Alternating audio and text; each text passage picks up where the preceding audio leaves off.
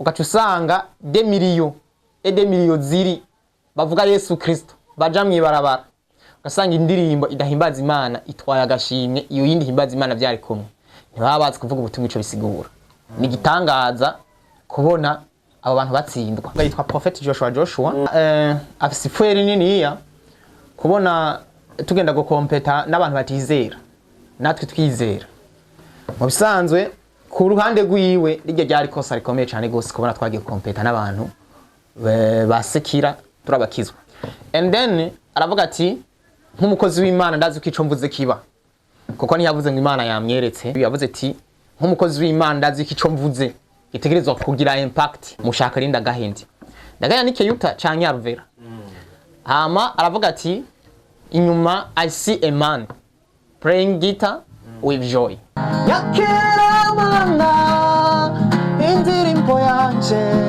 yishimwe yamera mwibutse kuko nawe utibagira warakoze.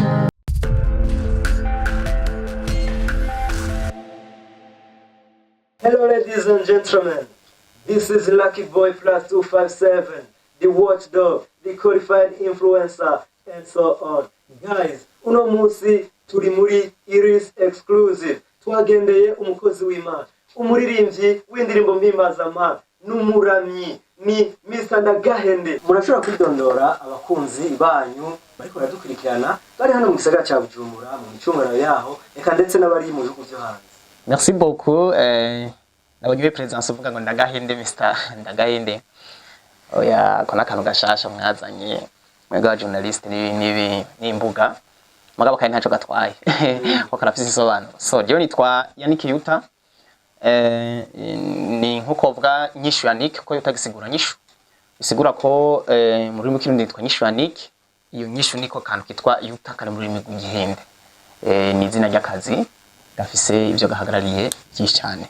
Urashobora kutungiza mu kiganiro nyezera na kapera kugira ngo abakunzi ba Iris Exclusive n'abakunzi ba muri rusange bemere neza ko ari Yannick Uttar, Mr. Ndagahende turi kumwe muri Iris News. Sinashaka kuririmba mugabo ko mwanze munsanga muri studio reka ndabe kimwe mu byo nokoresha ngaha kugira ngo kimfashe nahitamo koresha gitari nyene kugira byihute sivyo abakunzi ba Iris News reka koresha gitari izina rya Yesu Kristo. Namubonye keshi aza mu nzira yanje aho twahuriye siho nabanda mwiteze rimwe na rimwe yasanga nata inzira afata ukuboko ambwira ati ngwino bandanya aho byasabye ko abantu batahura shigikira ico yavuze ku buzima bwanje yazondira ko ntirimuka oya nazokundira umwasi kwanyitamba hejuru anzigama mu gitondo ku murango no mw'ijoro anzigama iyo ndyamye ndi mu kazi canke ndutse anzigama uyu mwaka uzoza ibihe byose.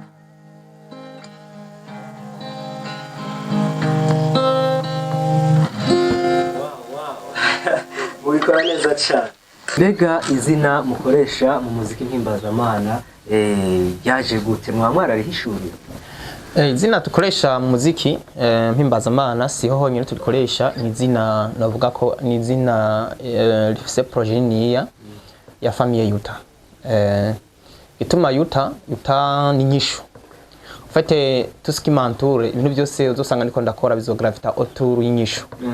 Bavuze ngo eco studio echo donc echo ni résonance ni forme y'ikintu ukubise kikakugaruka ko kacumva kirafitaniye isano cyane n'inyishu na réponse twegere turi abantu dutora des solutions dutora nyishu mu bintu bitandukanye byinshi nimba ngeze mu muziki ndatora nyishu nimba ngeze ku entreprise ndatora nyishu nimba ngeze ko byagenze nabi ndatora nyishu concentration ni gutora nyishu ni utarero so rero ni izina novuga rifise imbono kazoza mu kirundi sinzi ko ndakivuze neza imbono kazoza nini ya cyane ya merci beaucoup murakoze cyane namwe mbega mushobora kutubwira urugendo rwawe rw'umuziki mpimbaza amara muri ko murakora urugendo rwanje rw'umuziki rwatanguriye mu ijuru kubera ko Imana yari yabiteguye kera kuva tutaranabaho kabisa twe twizera nuko twizera kandi byanditse mu jambo ry'Imana hama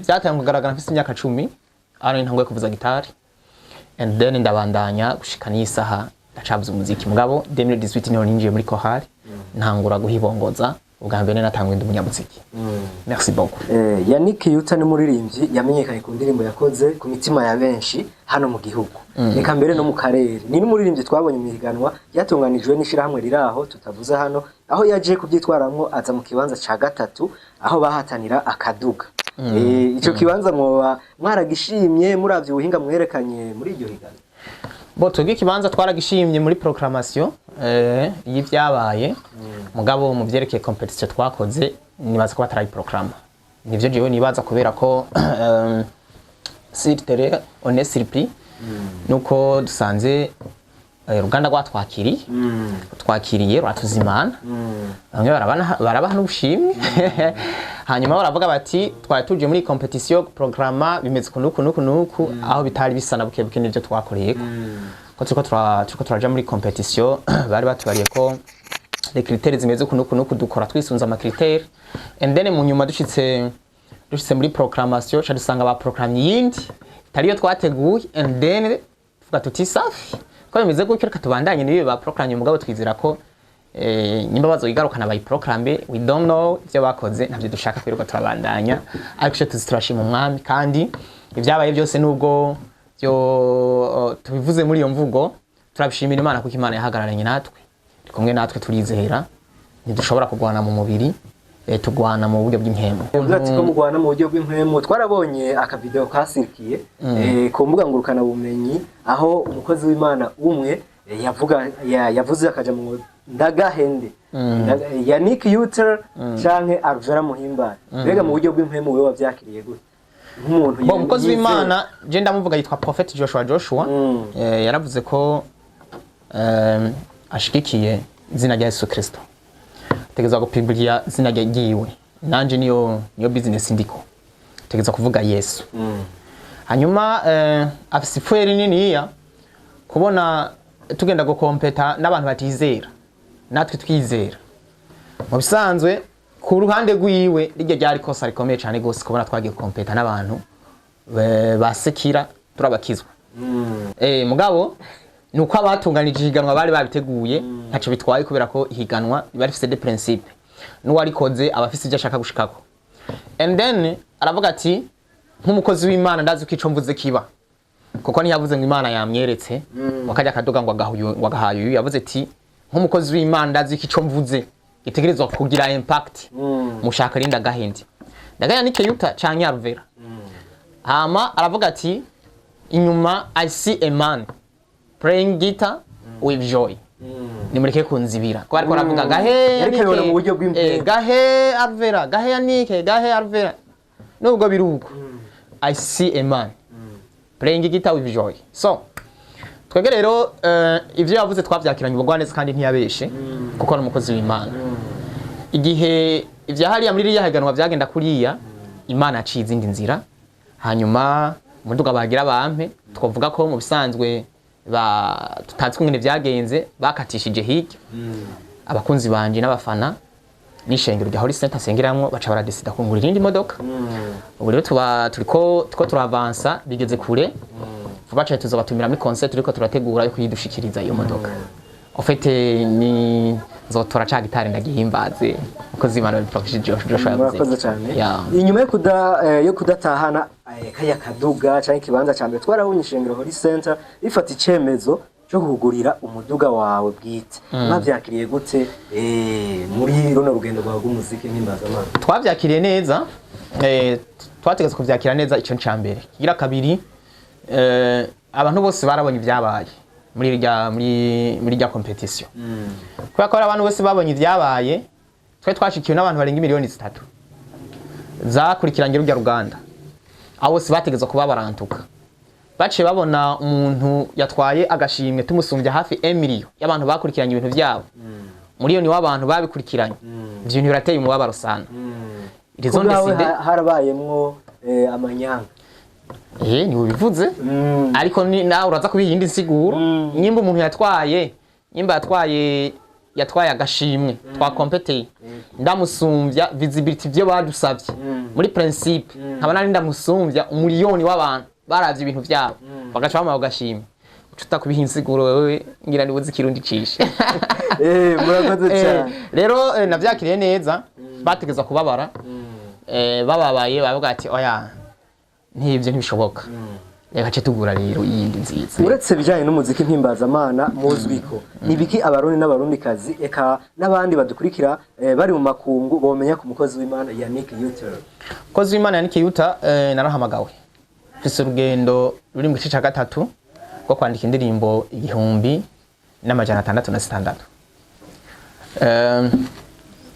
Mu tariki 23 twarongeye ku izindi ndirimbo 6 twahora dufise 1600. So urugendo rwanje rwose naruhebeye gukora umuziki w'Imana mpimbaza-mana.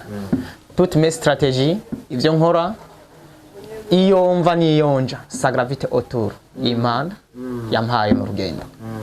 Nyimba nkoze akazi nyimba ngize gute ico ndose cose kiza kuvomerera urugendo Imana yampaye. Mbega yivuze guhamagagwa ati warahamagawe nk'abantu badakijijwe canke badatahura ibijanye n'imihamagaro wahamagawe gute? Imana wawe warumvise ijwi ryayo canke nubundi buryo twoba tutazi canke abandi bantu boba? Ijambo ry'Imana rivuga ngo niyo irema muri twebwe ugukunda no gukora ibihimbara. Burya umuntu wese arafise umuhamagaro wiwe. Umuhamagaro w'umuntu n'uyuhe ni kijya kintu wewe ukunda gusumba ibintu byose. Umva wopfira, umva wokora misi yose. Kandi umva naho hageze ku munota wa nyuma bagera bakwica bakavuga ati hari ikintu wari usigaje gukora bikwerekeye. Wocu ufata caki ninye nukongera kuri ntafari rya nyuma ukacuvuga ati sawa rero ni munyice.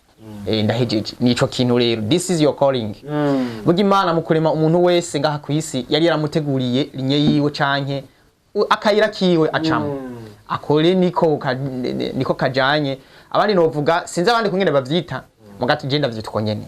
Bisigura ko rero biri mu buryo bwishi Imana yashobora guhura kakubarira ati kora nkuko nakomwe yahura na Moise. Umuhamagaro wa Moise wari wo gukura abantu mu gihugu ca Giputa abajana mu gihugu c'amasezerano. Canke ikarema muri wewe gukora ivyo bintu canke igatuma abavugishwa Imana muhura mu buryo bwishi kugira ngo ishitse ico yakuremye. Bivuze ko iyo rero bitahuye utangura gukorera mu bugombe bwayo. Bivuze ko Yannick Uttar inyuma yo kumva ko kumenya ko afise umuhamagaro atakindi kintu yokora inyuma y'umuziki mpimbaza-mana. Sivyo navuze nyuma wantahuye neza. Naguye ati ibindi byose nkora ubuzi mu marché ibiki tuske ivyo dukora bigravita autour y'iki kintu kitwa 1600 chanson. Ya 1600 ça gravite autour de ça. Yani majambo sije construire eco studio. Nyimba nkora ubuzi nyimba ndandaza nyimba ngenda gusumisiona nyimba ngenda gukora iki ibintu byose nkora nyimba ngenda gufotora nyimba ngenda nkuko mwabibonye nyimba ngenda gufotora nyimba ngenda gukora ubuzi bwose nkora nubwo nubuteza imbere jewe nka Yannick Uttar mugabo cyane wa muhamagara. Murakoze cyane. Umuziki mpimbaza-mana no munsi uri ku rwego utahoze ko mu myaka 10 iheze. Uno munsi turabona mwebwe mukora muza guhatana n'ivyamamare mu muziki w'isi kandi n'ubushimwe mukanabubatwarana rimwe na rimwe. Nirihe banga muriko murakoresha kugira ngo umuziki mpimbaza-mana ugere kuri runo rwego tubona ko uno munsi? Igihugu c'u Burundi ibice 90 barakijijwe kwijana. sero n'ivyanditswe n'ivyo avuga bose barizera umwami Yesu kuko abatizera Yesu Kristo n'abamizirima abadafise aho bahagaze ni bake mugo ko biri kose umuntu arasenga Imana twese duhuriye ku Mana data wa twese ariko hari n'abasenga ibigirwamana mbwa nabo nyene no bahanura gusenga Imana yaremye byose ce n'est pas inzamba ni yavuga bazosha autre chose batarakira umwami Yesu no bahanura kumwakira sino ce n'est pas inzamba ni yavuga ntibazo bambatse so cyo novuga nuko mu bisanzwe nta naho byari byanditswe yuko sekira itwara ushimye abantu bahimbaza Imana kubera ko abo bantu baba basamaye cyane. Imagine kuba muri ko murahiganwa n'indirimbo itavuga Imana, itavuga Yesu Kristo, itakora evangelization. Abantu bose nko Yesu Kristo adutuma agenda mu isi mubwira ibyaremwe byose ubutumwa bwiza, mubahindure mu babatizi. Ugaca usanga des millions ziri bavuga Yesu Kristo, baja mwibarabara. Ugasanga indirimbo idahimbaza Imana itwaye agashimye, iyo yindi himbaza Imana byari kumwe. Ntibabazi kuvuga ubutumwa ico bisigura. Kuvuga ubutumwa no kubujana tukabushikana ahantu hose. Reka kugira umunsi umwe bigeze gufata Paulo.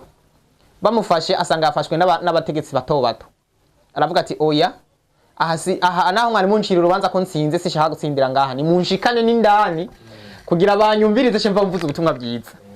Kandi bari bamurenganuye. Bisigura iki? Iyo dushitse ahantu nta kindi tubatujanye inkuru y'agakiza. Tubatujanye Yesu Kristo. Twadushaka abantu bihana kugira ngo bahindukirire Imana. Nta nikindi. Bisigura ko rero ni gitangaza kubona abo bantu batsindwa. Kubinyereke rero nta nuko twatsinzwe. Murakoze. Nirihe rero banga muriko murakoresha kugira ngo umuziki himbaza Imana ugere. Eka twe ntabanga dufise. Ibanga ni Yesu Kristo. Ni Yesu Kristo. Yarapfuye arazuka. Hama hejeje cha declare ati mwe mu abana b'Imana. Byo dukora byose turiko turaca mu by'Imana yapanze sinijuru bitarabaho. Ariko kandi Bibiri ivuga ngo ukwizera kwanyu kumatane n'ibikorwa. Imvugo yanyu ijana n'ingiro. Hamba avuga ko twizera turakora. Turakora. Yannick Uttar nirihe jambo ryo muri Bibiliya agendera ko kugira ngo agire amavuta mwivuga butumwa akora biciye mu mudiho. Biriragutse. Verse yose irafise ikisigura ivanye n'igihe. Aco gituma wanditse Bibiliya yavuze ngo ibintu byose bifise umwanya wabyo. Hariho mu gitondo, hariho ku mugoroba, hariho kurira, hariho gutwenga. Hariho gupfa, hariho kubaho. Alors, ntushobora kuvuga ngo mfise verse biblique imwe ngenderako. No. Ahubwo misi yose twama dukeneye révélation divine kugira ngo dubandanye journalièrement ivy'Imana yaduhamagariye. Ariko verse ikomeye nuko iri mu Baroma 10 ivuga ngo Baroma 10 kuko ni mwaturisha kanwa kizira ko Yesu ari umwami n'umukiza. Kizira ko Imana yamuzimukuye mu bapfuye muzokizwa. Umutima ari umuntu yizeresha akaronka kugororoka akanwa ariko yatuza akaronka kiza. Umaze kwaturuka akira umwami Yesu bisigaye ugendera mu by'Imana yapanze. Murakoze. Bashobora kutwongera kapera kugira ngo nabo ariko baratwumviriza baryohewe kuko journaliste wo kuri iyi isi ariko arandirimbisha cyane. Ufise novuga ngo melody bakunda abantu benshi bakunda kandi niyo banakumenyeye ko urabona ko n'indirimbo yawe ni wewe iriko iragera kure iriko irashika ku mitima ya benshi. Tubaririmbire ni wewe. Safi.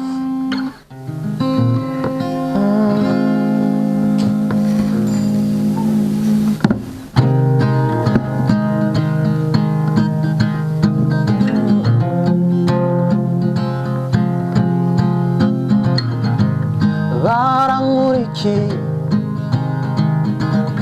kugeza ku kiyaga gitukura baransugereje wabemerera ko bamfata nabonye ukuboko kwawe kunkura mu gatwengo k'umugwanisi nabonye ikiganza cawe kindongorera mu vyo waneguriye cagihe nasasanirwa umutima wanje niwarandutse cagiye nkubitwa hasi sinatemvye ngo ndahashike nabonye ukuboko kwawe kunkura mu gatwengo k'umugwanisi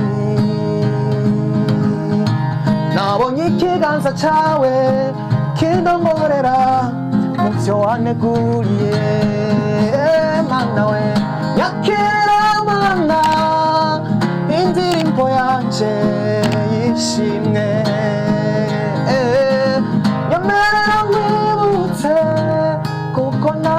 kwibagira warakoze. Mubikora neza cyane, mufite indirimbo ziryoshe cyane. Yannick Uttar yakiriye Yesu nk'umwami n'umukiza ryari, uwo bakicibuka itariki 2018 roseze kwa kane batibuka itariki bakiriye ko Yesu nk'umwami n'umukiza. Yesu ndacibuka umusi mwiza nakwemereyeko hari roseze z'ukwa kane 2018.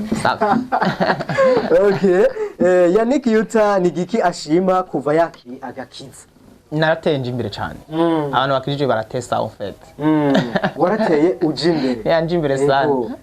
No kuvuga ko mu bihe byaheze Yannick Uttar tubona ubundi je navukiye mu muryango w'abantu bakijijwe. Navuze ndi umpanikoti and then nagiye kwatura gutahura uwo muco ko twakira umwami Yesu ni 2018 kandi nari inkutse. Kunyene sinigeze mbaho ubuzima buri hanze y'ishengero canke y'agakiza. Oya. Bamwe mu baririmbyi mpimbaza no munsi bariko bajana na beat gusumba uguhishurirwa. Wewe nka Mr. ni wewe ubigeze kwiye.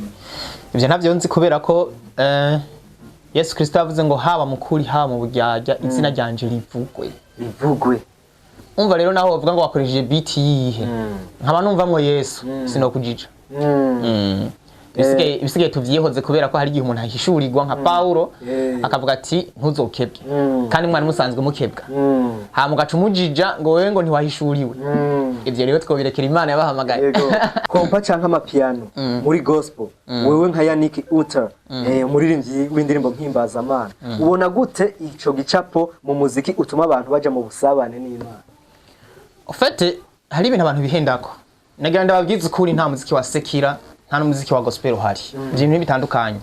Nyimba mfashe sol diez aya makoro nyene ndiko ndavuze ubundi ashobora kuyavuzamwe aririmba umukobwa nyine ntiyahindutse ahubwo esprit behind ico kintu ciyumvira umuntu afise ubushobozi buri nyuma y'ico kintu nico ni je nico nshigikiye kuko nta kategori y'umuziki w'abakizwa uhari uri kurabira abaneza. Kwanza umuziki wavuye umuziki ni ikintu gituruka mu ijuru nta bantu bemvanze umuziki na cyane ko ngo abaririmbyi bafise akazi katazora ngo no mu umuziki ni ikintu gituruka mu ijuru kandi umuziki uratandukanye no kuba umunyamuziki biba bitandukanye ko umuririmbyi yatandukanye no kuba pastor kuko pastor bizohera ariko umuziki ntuzohera n'Imana ubwayo iba ahantu hari umuziki atari umuziki ntihaba kandi uriko uraba definition de la musique vraiment ntabwo ivyo orienta muri gospel canke muri sekira. Naje we Yannick Uttar ngaha muri studio muri Eco Studio uje wese ndamwakira nkamukorera umuziki nakuvuga ngo uwa gospel canke ngo uwa sekira uzanye umuziki reka dukore. Bisigura iki rero? Bisigura ko nyimba uvuze ngo amapiano iki nibavuge Yesu Kristo nibahimbaza Imana mu buryo bwose abantu Yesu Kristo ashobora kwicomeka mu bantu. Stile zose bakoresheje n'amahoro menshi.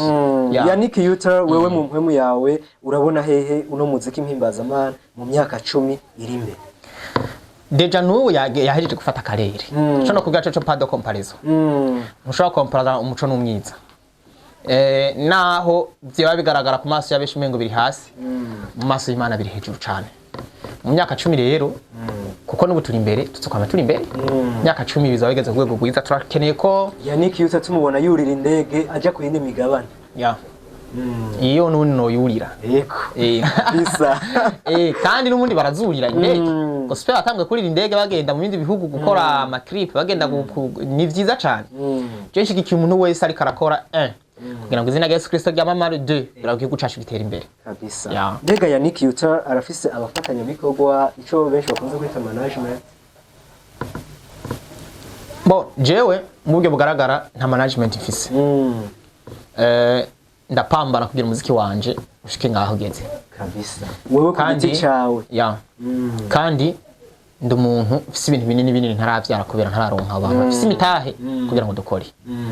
Ubundi narengeye kuba wa muntu wa mwana batoza ngo urumva ngo uja muri studio ataramenye ico gukora ico gukora ndakizi ahubwo ndakeneye abantu bashobora kuvuga ati dukore des grands projets dukora ama concert twuzuza ama stade dukora ibi nibi ama collabo y'abanyamahanga komakomeye umuntu afise uwo mushinga aze ndi prêt kugira ngo uce dukora dukora ibintu binini. Hari abantu bashobora kuba bafise iyere kwavuga ati none tuzoteza gospel imbere gute abantu bazosubira gushika ku rwego ruhe jewe ndi ready ndazi umuziki ndafise studio ni ibintu bikengoza ahubwo nkira abantu bafise umushinga wo kuvyara ivyunguka kuri bo mugabo cyane izina ry'Imana rigaragare tugire gucentrique Yesu Kristo.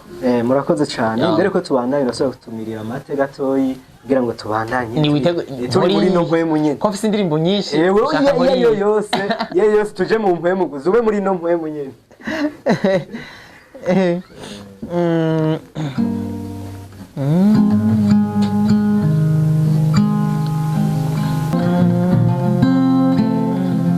Tukor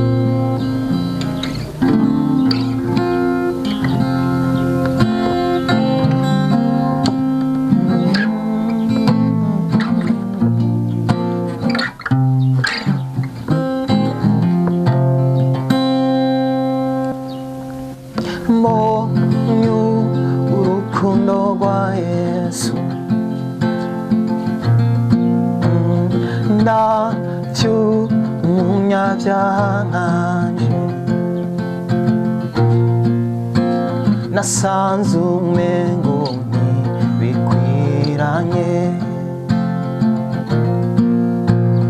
kwarishe ubikorera ku musaraba wahatangiye imbabazi wababariye ca gisuma uwagucumise arahumuka wababariye ca gisuma wababariye isi yose nanje warambabariye ego warambabariye nanje warambabariye ego warambabariye mbega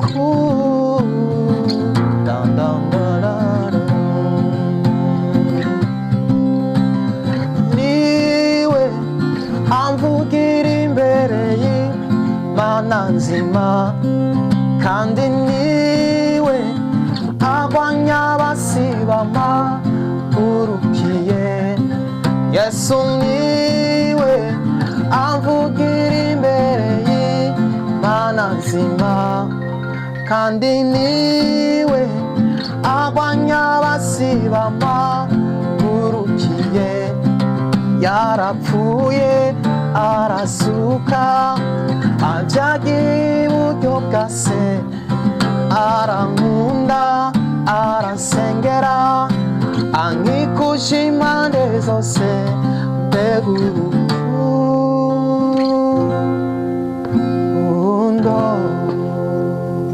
Wow murarenze tuvuge ngo murarenze wapi ubutubeshye Yesu Kristo ni warenze kabisa. Mbega nigiki cokogwa kugira ngo tubone gospel hano iwacu iri ku rwego mpuzamakungu? Cyambere no gukora kandi bagakora dar excellence bagakoresha amategeko y'isi.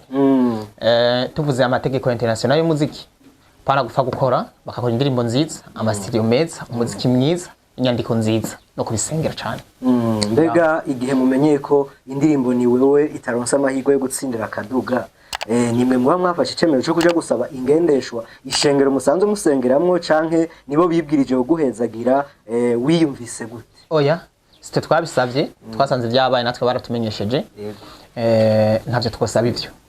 Imana irategeka abantu badukorera ariko gusa jewe bigiriya byarambabaje bya byabereye muri iryo higanwa byarambabaje hama ntivyambabaje je nyene wowe akabaro narakerekanye mugase nakerekanye ku bantu ubona keretse arahari murakoze cyane. Mbega indirimbo ni wewe inspiration yavuye hehe? Indirimbo ni wewe inspiration yavuye ku gutahura Imana. Ni indirimbo yanditswe mu rugezo rw'uko ibintu byose tumaze kugerako tuvyitirira Imana apana twebwe. Imana izifashe jewe Yannick Uttar sinze niyitirire ikintu na kimwe. Ariko byose nzi navyitirira Imana. Nawe izigufashe nabandi zibafashe bariko baranyumviriza.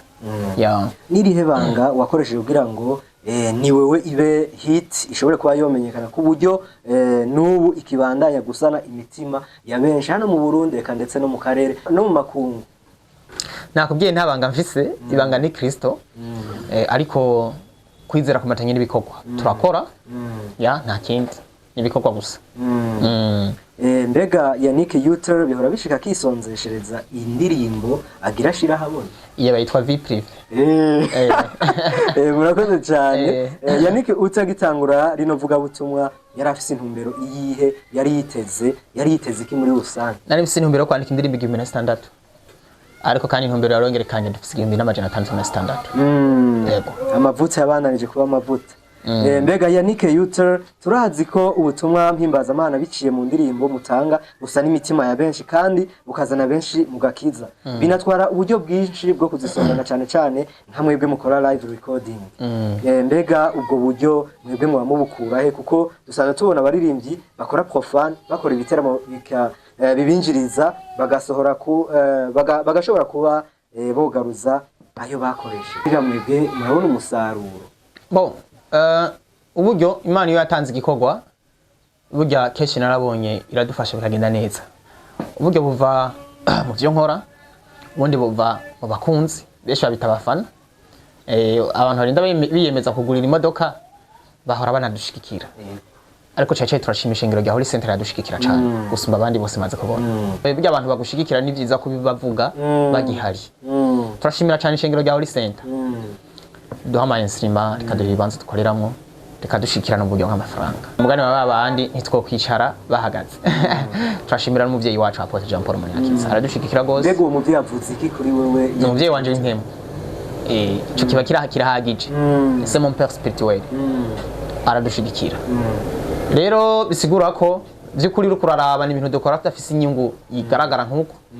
Mugabo Imana hariho ico yabivuzeko ngo nimwavyitwararika ibindi byose nzabibongera. Rero nico gituma dusaba kugira ngo bireke kuguma uko vyahora bimeze, dusaba tuvuga ko turafise aga concert rawo duterere rawushiremwe nangahe abantu afise imishinga yo gukorera Imana mu buryo bwagutse mu concert.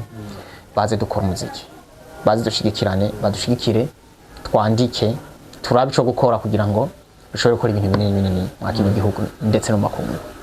Yannick Uttar turabona abaririmbyi musanga ivuga butumwa biciye mu gahogo baja gukimbibe bakakorera ibikorwa byabo ndetse bakanavugishwa n'ibinyamakuru byo mu karere, ibikorwa byabo bikagera kure. Yannick Uttar nawe tumwitege?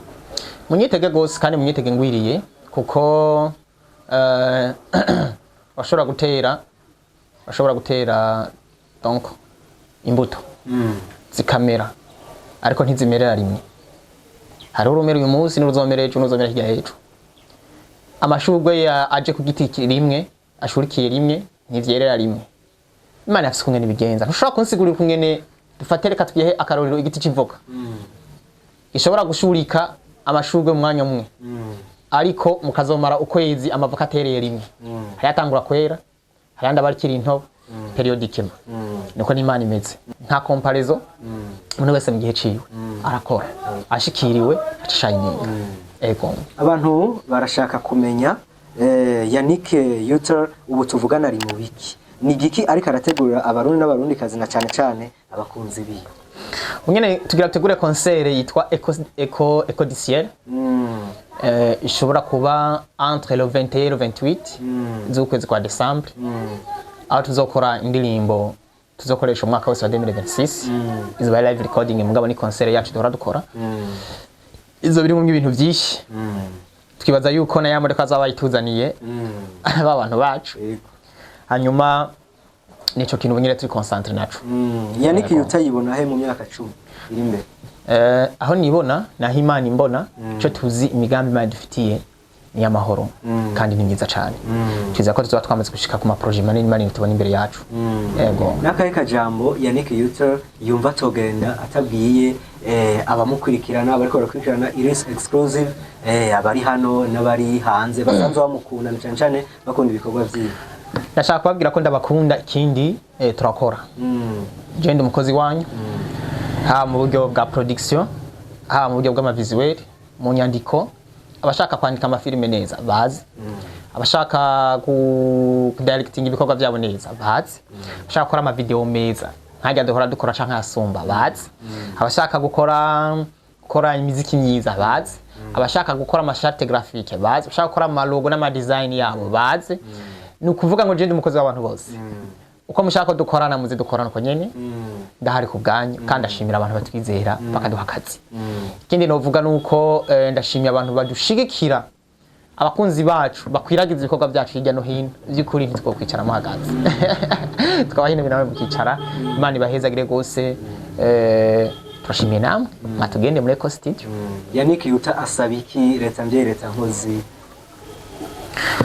cyenda isaba nuko twese hamwe indongozi zose zifatsikagera twakwikonekta kuri vision y'igihugu 2040 2060 kugira ngo umujene wese ahari muri iyo myaka uzohashika azobara umuntu atavugwa mu izina ingabire zizobe zaraduze zarashize ku rundi rugezo runini ya cyane.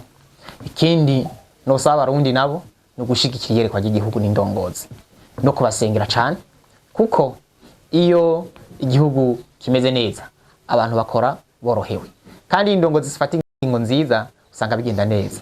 Ariko na cyane mu muziki baturondera ama droit d'auteur igihugu kigiranira ama contrat na za YouTube n'izindi platform kugira ngo ibikorwa byacu dukora bituzanira natwe ivyunguka.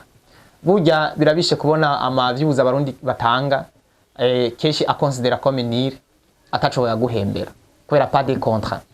Nibaza ko ababijejwe bo bikorera ko kugira ngo natwe amahezo sosiyo yacu atangure kutugaburira atwubakira amazu twubakira ibintu byose kubera ko ugiye kuri YouTube ugasanga cyangwa kuri rezo sosiyo zawe ugasanga hariko nk'ibihumbi 2 by'idolari amafaranga si make par mois kuko birashoboka mu gihe kuko iyo igihugu cabishize imbere abantu baca bijukira gukoresha imbuga cyane mu yandi majambo abantu bunguka kubera imbuga baba ari beshi par rapport mu bindi bihugu nta kindi mani bahezagira. Yannick Uttar tugusabe usezere abakunzi bawe bariko baradukurikirana kuri Iris exclusive nakakapera kameze neza muri ya mpwemu nyene turangize nyene muri ya mpwemu nyene. Sawa. Warukundo rwiwe yamaraso yiwe kabuntu bwanzanye mu rugo uruko mbivuga ntangaye yasanze nkomeretse ansomoza umuti aramumuriza umururu wanje sinari bwumva ijwi nk'iryondema umutima warukundo rwiwe yamaraso yiwe bwabuntu bwanzanye mu rugo uruko mbivuga ntangaye. Wow. Tubashimire cyane. Murakoze cyane gose namwe mwakoze kutugendera nejo muzogaruka tuzobakira. Abakunzi ba Iris News ano hagarukiye ikiganiro cyacu Iris exclusive aho twari twagendeye umukozi w'Imana aririmba indirimbo mpimbazamana Yannick Uttar. Mubandanye rero gukurikirana imbuga zose za Iris News tubonane mu biganiro by'ubutaha.